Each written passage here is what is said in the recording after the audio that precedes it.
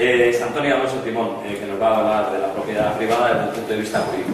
Antonio es licenciado en Derecho por la Universidad Complutense de Madrid, doctor en Derecho por la Universidad Complutense de Madrid, máster en Dirección de Personal y Recursos Humanos por la Cámara de Comercio de Madrid, profesor de Derecho Administrativo en la Universidad Pontificia de Comillas, coordinador del área de Derecho Administrativo, director del Máster Universitario de Acceso a la Abogacía, secretario del Departamento de Derecho Público, técnico de ADIF, colaborador de Intereconomía TV, con tertulio en programas como El Gato al Agua, El Gato de la Mañana, y es columnista también de la Gaceta.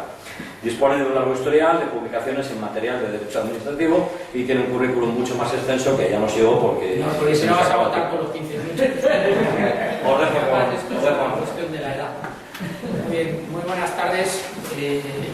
Yo voy a hablar de la propiedad privada desde el punto de vista jurídico y además me ha dejado el balón botando Gregorio con lo que ha dicho, ¿no? Porque la regulación moderna de la propiedad privada desde el punto de vista jurídico parte fundamentalmente de la Revolución Francesa. La Revolución Francesa, si hay dos derechos sacrosantos en los estados liberales democráticos, son la propiedad y la libertad.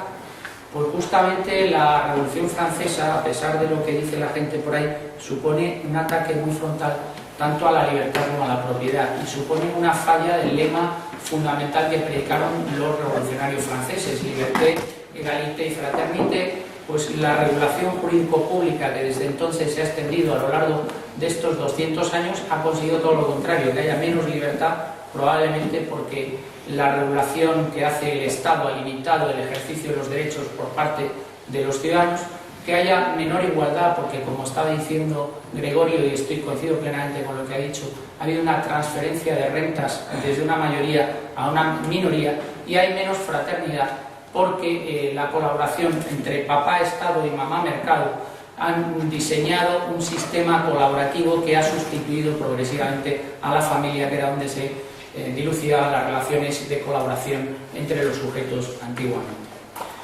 La trascendencia que tiene la aparición del Estado en la regulación jurídica de la propiedad privada ha hecho que tenga un efecto dilutivo. ¿Por qué?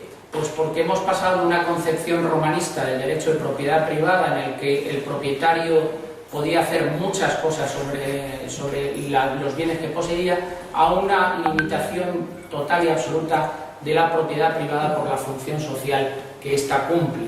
Eso se ve en las regulaciones, en las distintas regulaciones de los diferentes países, y muy especialmente por lo que hace referencia al ordenamiento jurídico español. Fue la Constitución republicana en 1931 la que reguló con tal carácter de función social el derecho de propiedad en su articulado, cosa que refrenda en la actualidad el artículo 33 de la Constitución española de 1978. El artículo 33 de la Constitución española de 1998 reconoce en su apartado primero el derecho a la propiedad privada y a la herencia.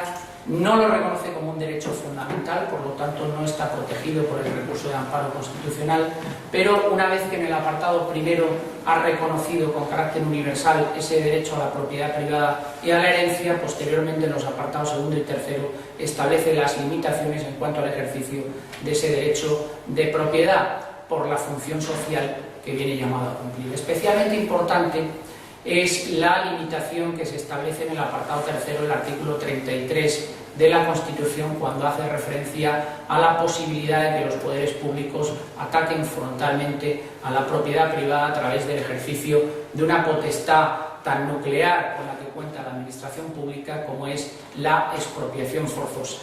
Y rodea de una serie de garantías el ejercicio de la expropiación forzosa. Básicamente lo rodea de tres límites concretos. En primer lugar, para que la administración pública ataque directamente a la propiedad privada, tiene que estar previsto en una norma con rango de ley, cosa que en la actualidad se cumple a medias porque hay declaraciones genéricas y declaraciones implícitas de utilidad pública o interés social que atacan muy directamente a la propiedad privada y dejan en muchos casos indefensos a los sujetos expropiados. En segundo lugar, que haya una causa de utilidad pública o interés social, y en tercer lugar que se pague un justiprecio.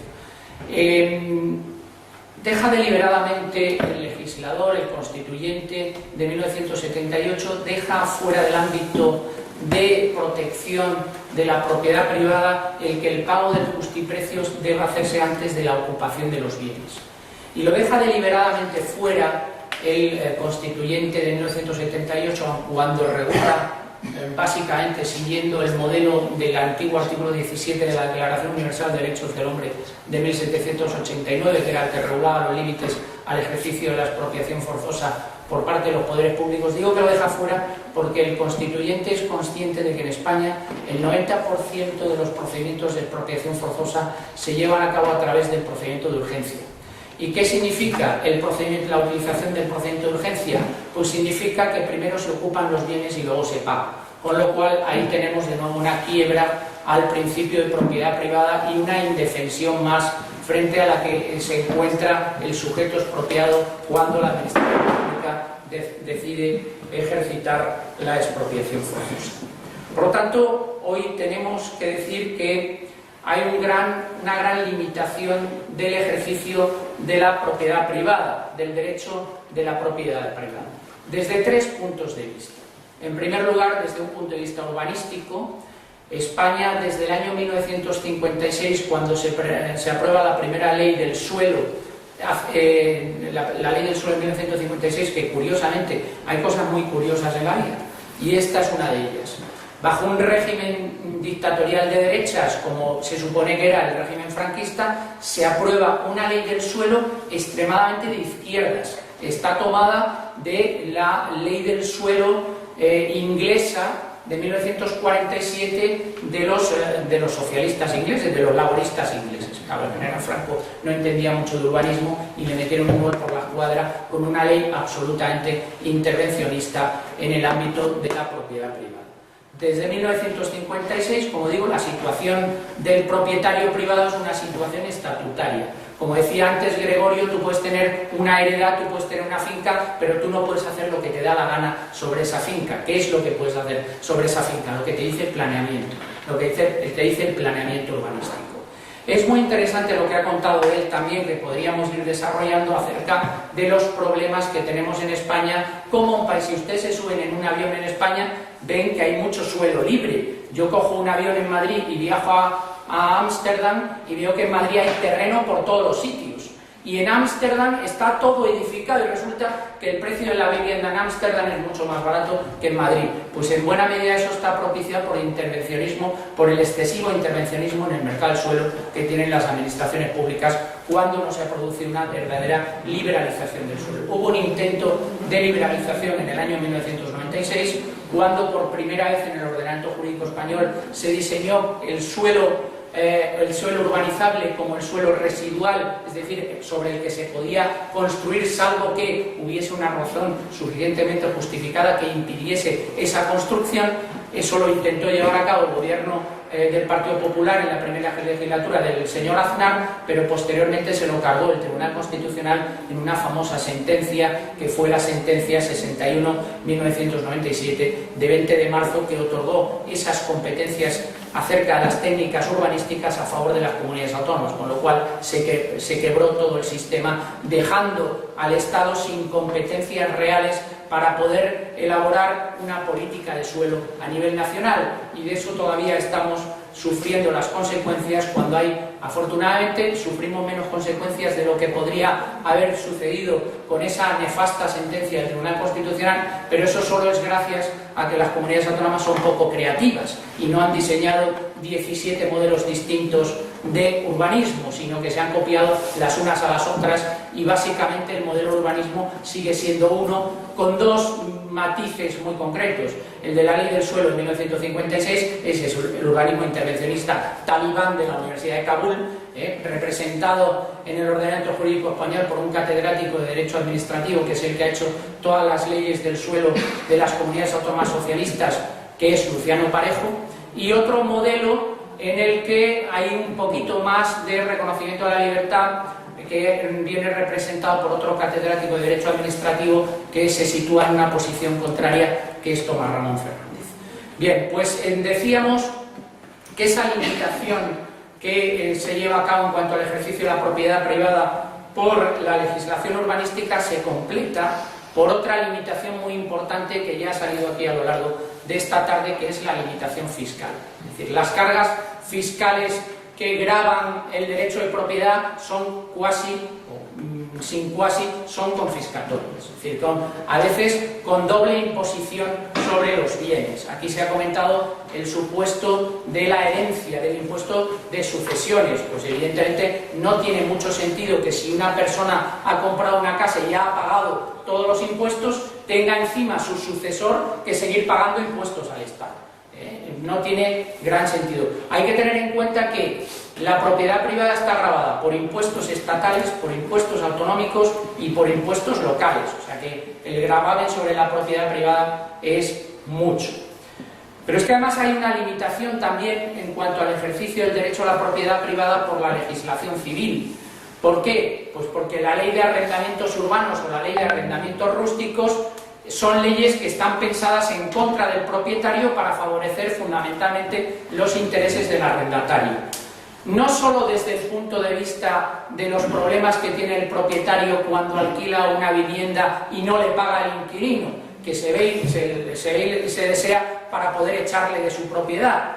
Afortunadamente en los últimos años ha habido algunas reformas legislativas en la ley de enjuiciamiento civil que han tenido como objetivo reducir el procedimiento de desahucio y se ha conseguido en buena medida, pero no se ha solventado en su totalidad los problemas a los que se enfrentan los propietarios cuando deciden alquilar una vivienda, lo cual eso tiene un problema fundamental, que es que no se ponen muchas viviendas en alquiler en el mercado español. No tenemos una correlación de propiedad y alquiler en España próxima a la que tienen otros países europeos, y en buena medida es por la ausencia de seguridad jurídica que tiene el propietario cuando saca una casa en alquiler.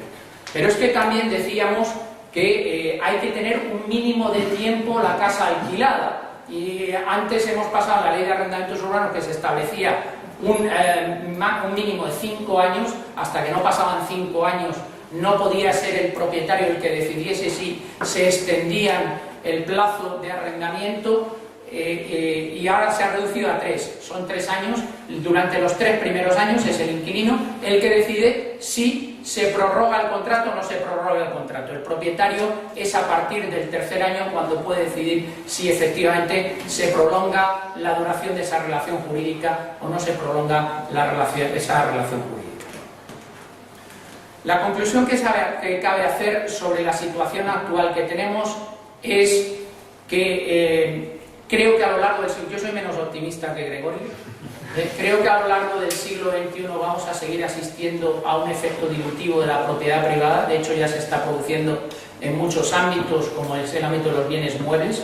Si ven ustedes, y además se está apostando precisamente por la no propiedad privada, ven ustedes ahora lo que está teniendo lugar con respecto a los coches, la posibilidad de que no te compres coches, de que los coches pues simplemente los uses, etcétera, etcétera. Probablemente eso que ha empezado en el ámbito de los bienes muebles tenga una traducción dentro de poco al ámbito de los bienes inmuebles con distintas fórmulas, y de hecho ya han aparecido algunas de ellas de las casas low cost, de la posibilidad del condominio, de la multipropiedad, etcétera, etcétera. Y yo no soy optimista porque sigo pensando que el Estado va a seguir interviniendo brutalmente en el ejercicio de la propiedad privada, lo que nos va a llegar a que se incremente todavía más ese gap social, esa transferencia de rentas hacia las clases más privilegiadas en detrimento de las clases menos privilegiadas. Lo que sería deseable es que hubiese un ajuste, es que esa intervención estatal, que además en el ámbito urbanístico en España tiene unos efectos absolutamente desastrosos, porque siempre que ha intentado intervenir el Estado lo ha hecho contraciclo económico. Siempre que se ha aprobado una ley de urbanismo en España se ha aprobado todo lo pasado y ha tenido unos efectos perversos sobre el mercado de la vivienda, y por lo tanto lo que sería deseable es un menor intervencionismo, lo que sería deseable es una mayor protección de la propiedad privada, porque la mayor protección de la propiedad privada lo que asegura en última instancia es una mayor paz social. Y esto es lo que les quería contar esta tarde.